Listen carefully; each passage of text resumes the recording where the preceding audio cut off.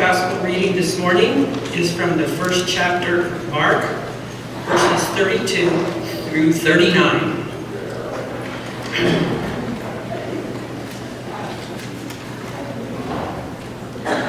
That evening at sundown, they brought to him all who were sick or possessed with demons.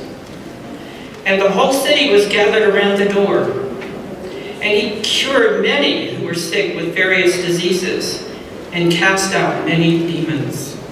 And he would not permit the demons to speak because they knew him. In the morning, while it was still very dark, he got up and went out to a deserted place, and there he prayed. And Simon and his companions hunted for him. When they found him, they said to him, "Everyone is searching for you." He answered, "Let us go on to the neighboring towns so that I may proclaim the message there also. For that is what I came out to do." And he went throughout Galilee, proclaiming the message in their synagogues and casting out demons. The word of the Lord. Thanks be to God.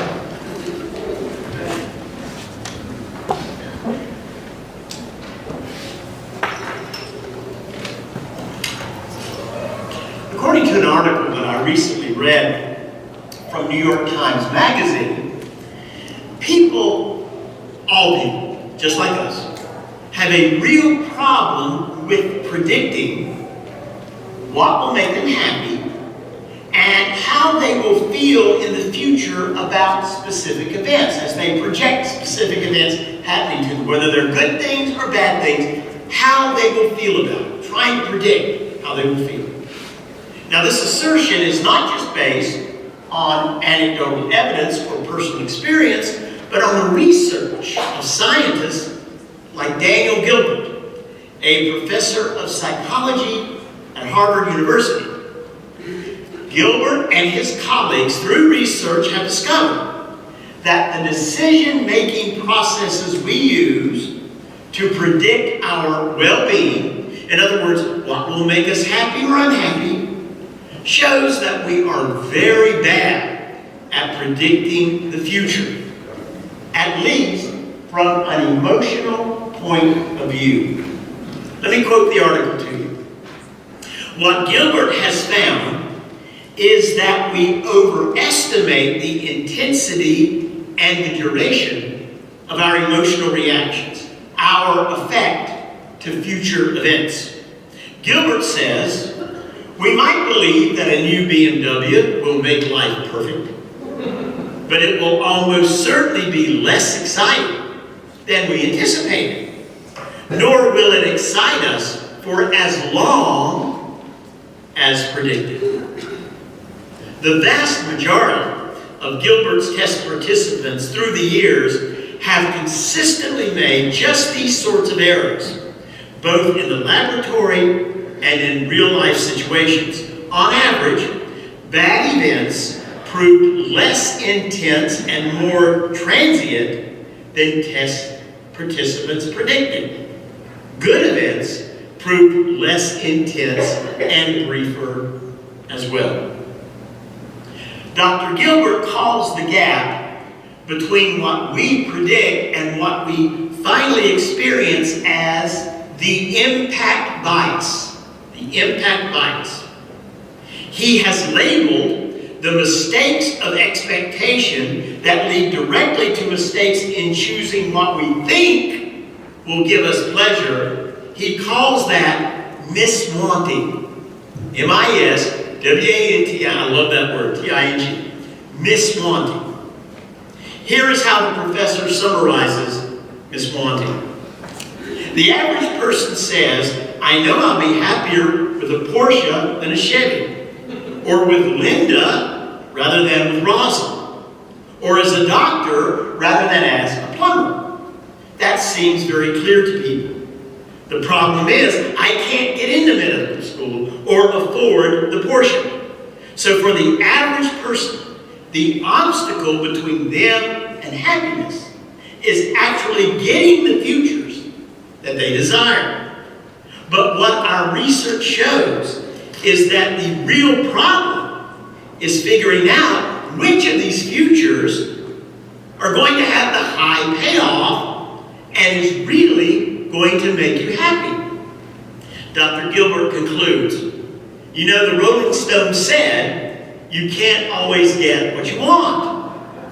I don't think that's the problem. The problem is you can't always know what you want. Take that to the bank, folks. You can't always know what you want. The problem of not knowing what we want was at the heart of the disciples' misunderstanding of Christ and why he had come. For centuries, righteous Jews had been searching for the Messiah.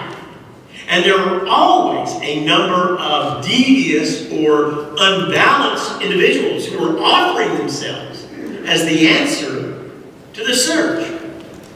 The problem with the search was that the Jewish religion did not really know what it was looking for when it sought the Messiah, because it was a definition which changed according to the particular situation of Israel at the particular time. Let me explain to you what I mean. When Israel was in exile, the Messiah would be the one who would lead God's exiled people home. When Israel was a client state of some great empire or ruler, the Messiah would be the one who would overthrow that power and place the government of Israel over all nations. When the religion of Israel was corrupted by false deities or pagan rituals, the Messiah would be the one to destroy the heretics and restore the purity of Judaism. As the people of God experienced plagues and diseases and natural disasters and the ordinary suffering of everyday life, the Messiah was always promised as the one who would end human suffering in everyday life. Now think about all of those misguided messianic expectations. All of those were in place when Christ began his ministry in Galilee, just after inviting James and John and Peter and Andrew, along with a few others, to follow him. These expectations that I just listed initially informed how they and others perceived Jesus as the Messiah. And now we hear this from Mark.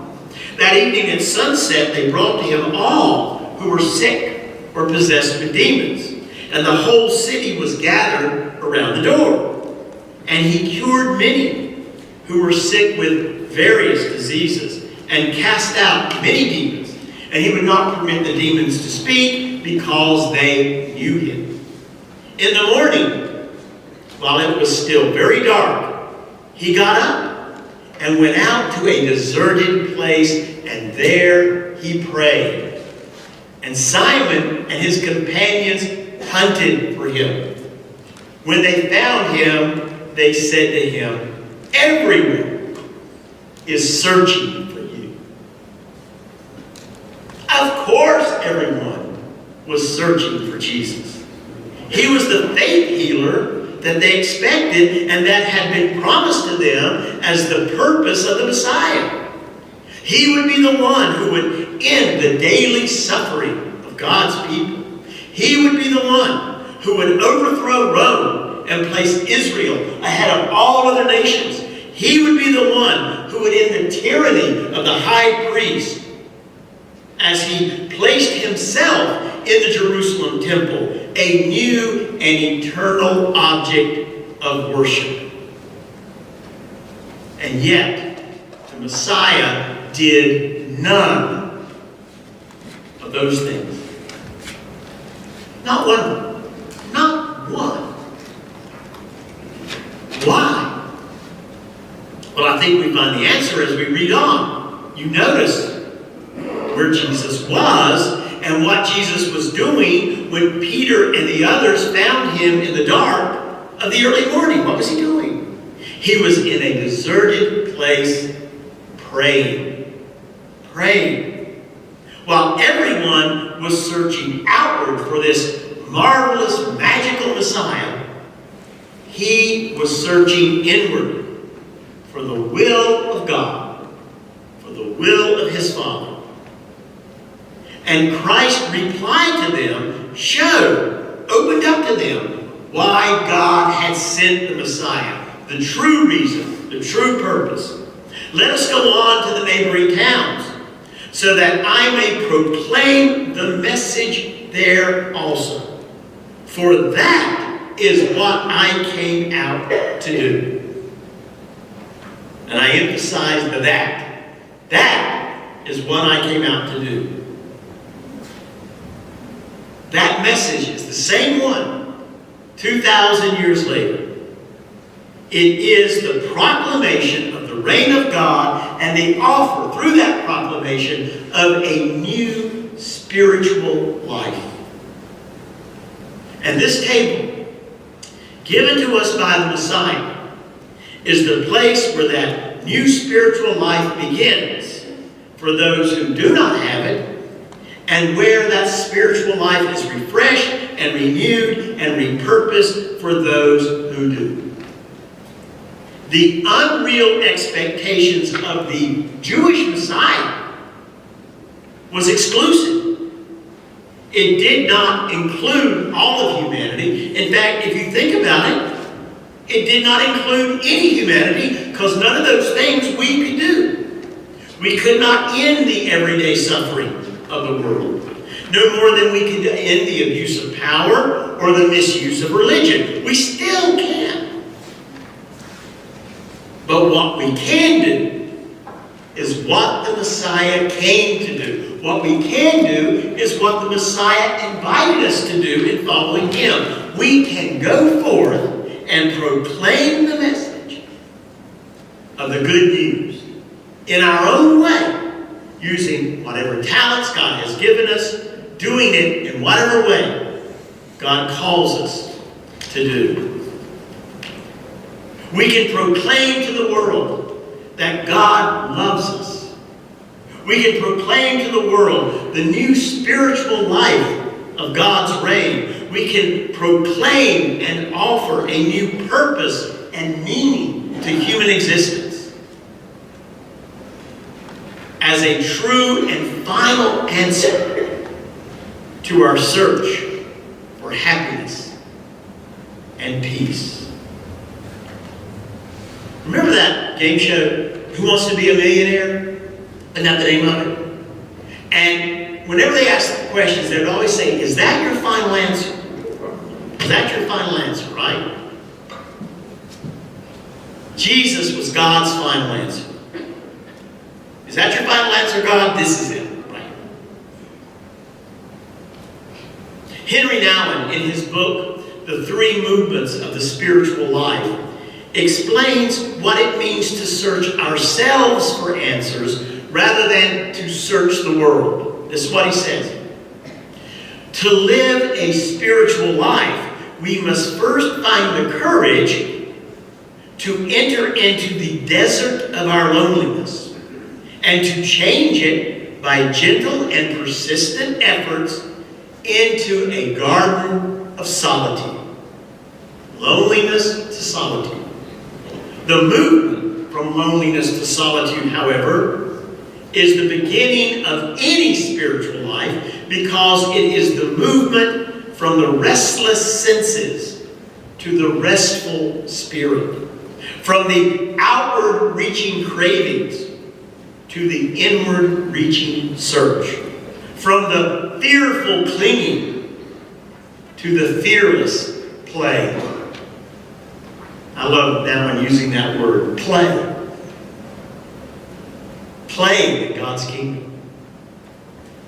What Nouwen is saying is that the true meaning of the Messiah was to end our miswanting, our expectation that anything in this world can ever feed the hunger in our hearts.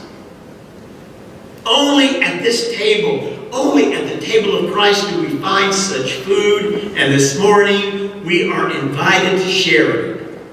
We're invited to transform our loneliness into solitude and search inwardly for the Messiah's presence.